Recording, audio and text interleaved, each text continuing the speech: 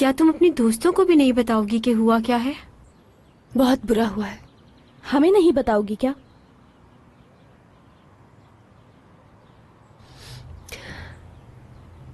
मैं हाँ तुम। मैं कल पूरी रात मुराद के घर पे थी।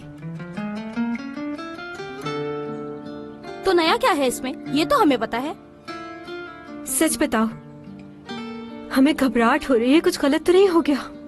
नहीं, ऐसा कुछ नहीं हुआ। अरे जब कुछ हुआ ही नहीं तो मुंह क्यों लटका हुआ है? कहीं इसी बात का तो नहीं है दुख?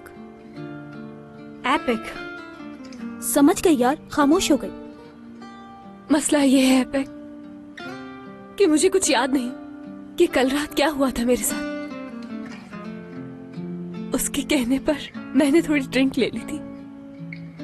उसके बाद मैं ऐसी सोई कि मुझे होश नहीं था सुबह तक। सुबह उठी तो मैं उसके बेड पर थी। मैंने उससे पूछा भी कि मैं तुम्हारे रूम में कैसे आई, मगर उसने कोई जवाब नहीं दिया। अरे क्या हम बच्चे नजर आते हैं? सब पता है हम लोगों को। एपिक,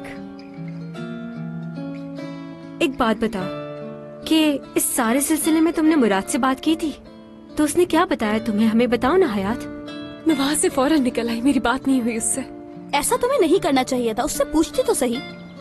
देखो मेरी बात सुनो, ऐसा बिल्कुल नहीं करना चाहिए था तुम्हें। ऐसी बातें इंसान के रिलेशनशिप में होती रहती हैं, और ऐसे रिलेशनशिप में आपस में एक दूसरे से बात करना बहुत जरूरी होता है। असली आज के बाद मैं उससे कभी बात नहीं करूंगी।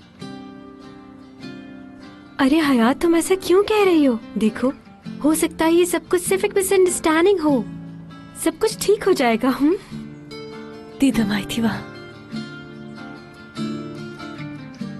और वो प्रेग्नेंट है।